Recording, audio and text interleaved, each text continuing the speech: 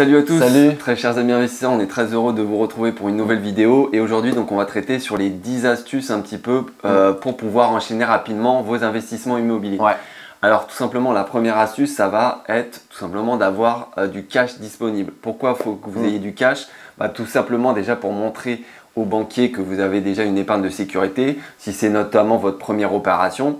Et notamment, si vous en avez déjà plusieurs et que vous avez réussi à mettre de l'épargne de côté, ça lui montre tout simplement que vous avez réussi à faire une bonne affaire, que vous êtes en résultat positif et ça lui montre que par la suite, il va pouvoir vous faire confiance. Et notamment parce que si vous voulez commencer à enchaîner les opérations, il va peut-être falloir commencer à mettre un peu de frais de notaire. Nous, c'est vrai que ça commence à être un peu le cas. Et voilà, c'est pour ça que toujours avoir de l'épargne de côté, que ce soit au niveau en termes d'imprévus.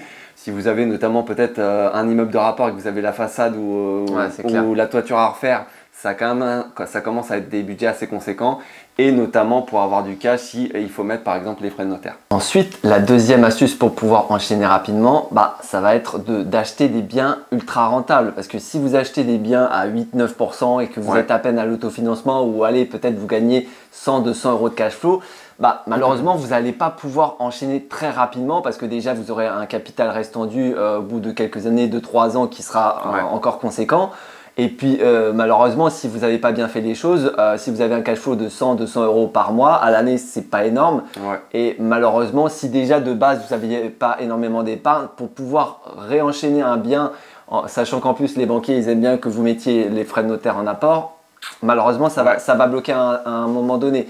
Surtout si vous avez un taux d'endettement assez conséquent de 20, 30, 35%. Voilà, c'est vraiment ce que je voulais dire par rapport au taux d'endettement. Si déjà vous commencez à être stressé par rapport à ça, et tu l'as très bien dit, si vous n'avez pas fait une affaire vraiment tip top et que ça se trouve vous êtes soit à l'autofinancement ou même à un cash flow un tout petit peu positif, c'est pas forcément ça qui va vous faire ne serait-ce qu'enchaîner. Donc ça c'est vraiment important.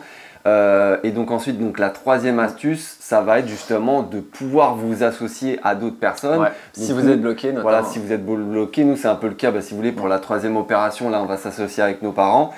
Et parce que tout simplement, concrètement, nous notre taux d'endettement il est assez conséquent. Enfin, on est un petit peu bloqué par rapport à ça.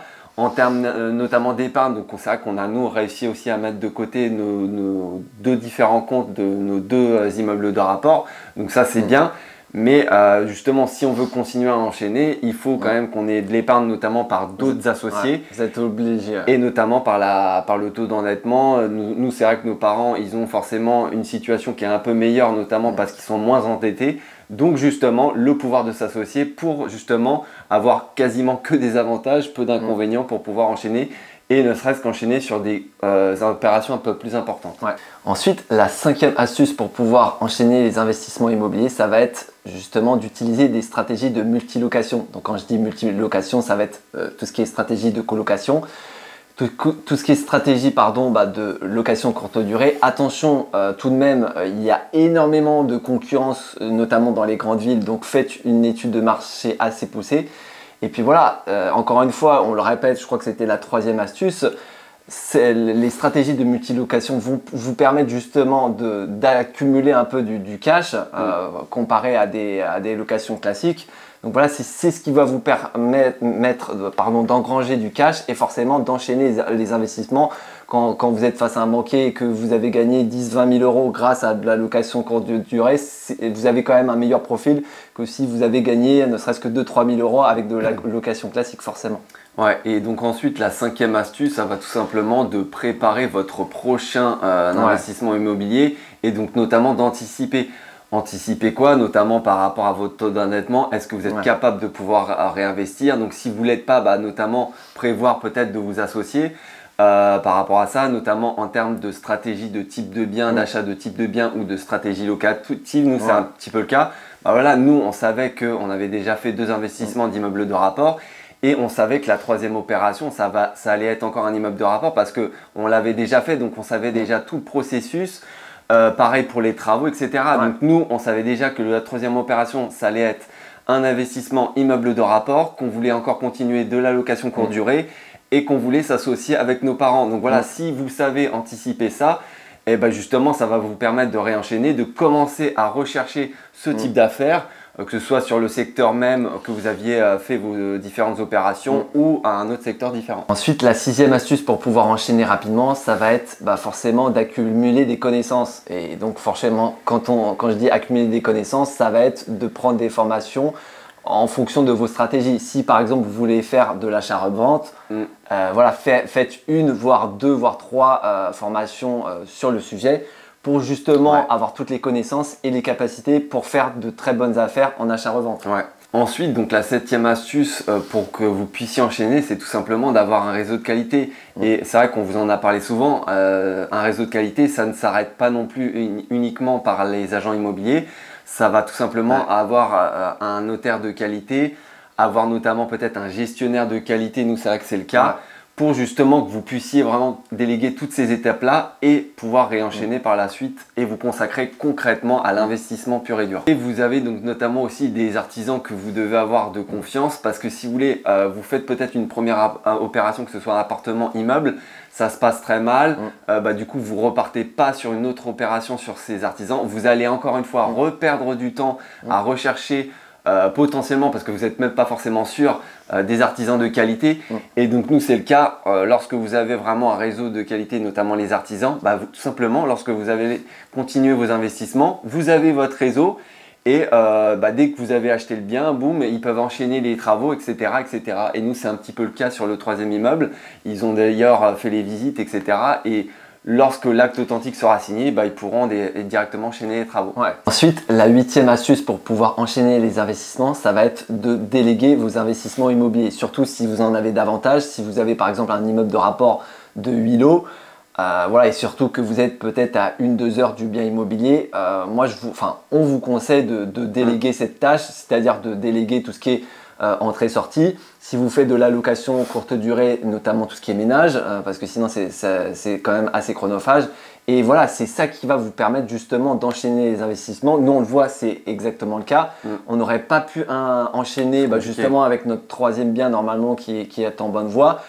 Comparé à si on s'occupait de tout ce qui est entrée-sortie, de tout ce qui est ménage, ça n'a pas photo. C'est surtout que vous êtes, en fait, vous n'êtes pas gestionnaire, vous êtes investisseur immobilier. Et donc, si vous commencez à vouloir tout gérer et que vous commencez à avoir peut-être, que ce soit plusieurs appartements ou plusieurs immeubles de rapport, mais vous allez voir qu'en fait, il y a quand même du temps à consacrer. Et ça, c'est vrai qu'on le dit souvent. Et si vous voulez enchaîner, ça va être compliqué, ne serait-ce qu'en plus si vous avez un métier à côté, alors vous devez tout gérer, encore plus. Les entrées-sorties comme tu l'as dit, les messages, vous avez un boulot à côté et vous voulez enchaîner, ça va commencer à être très très compliqué. Donc vous n'êtes pas gestionnaire ou auquel cas si vous voulez le devenir, donc c'est à part, mais si vous voulez enchaîner, vraiment déléguer toute cette partie pour pouvoir enchaîner. Ensuite, la neuvième astuce, ça va tout simplement de pouvoir réaliser des arbitrages quand c'est nécessaire. Alors nous, c'est vrai que ce n'est pas encore le cas. Mais c'est vrai que quand vous commencez à être bloqué comme nous, c'est vrai qu'on commence au niveau du temps d'endettement, ça commence à être conséquent. Tout simplement réaliser des arbitrages au bon moment pour pouvoir peut-être repartir sur des opérations un peu plus importantes. Et nous, c'est vrai que là, on s'associe avec nos parents, donc ça nous permet de réinvestir sur un autre projet. Après ce projet-là, je pense qu'on va commencer à être un petit peu quand même bloqué. Donc je pense qu'on gardera quand même encore pas mal d'années notre patrimoine. Et après, pourquoi pas par la suite, lorsque notamment peut-être au niveau de l'imposition, ça va commencer à être conséquent parce qu'on aura défiscalisé en termes de travaux, et on va pourquoi pas revendre pour justement repartir, donc notamment se constituer une épargne assez conséquente pour repartir sur des opérations un peu plus importantes. Et enfin, pour finir, la dixième et dernière astuce que l'on peut vous donner pour enchaîner, ça va être de trouver les bons partenaires bancaires, tout simplement parce que si vous n'avez pas déjà un bon feeling avec votre ancien banquier qui vous a accordé un prêt pour un ancien bien immobilier, que ce soit un appartement ou un immeuble, et vous ne pouvez pas enchaîner. Il faut toujours avoir cette relation gagnant-gagnant, et ça d'ailleurs les banquiers le recherchent de leur côté. Et voilà, si vous avez un très bon feeling et que tout se passe bien avec déjà un premier partenaire bancaire, donc que ce soit une banque X ou Y, peu importe, et vous pouvez aller voir cette même banque et leur proposer un autre projet immobilier. Et justement, ça va vous permettre d'enchaîner plutôt que d'être bloqué avec cette même banque, si ça se passe mal pour le coup, et de devoir réenchaîner des entretiens avec d'autres partenaires bancaires, d'autres d'autres sociétés bancaires.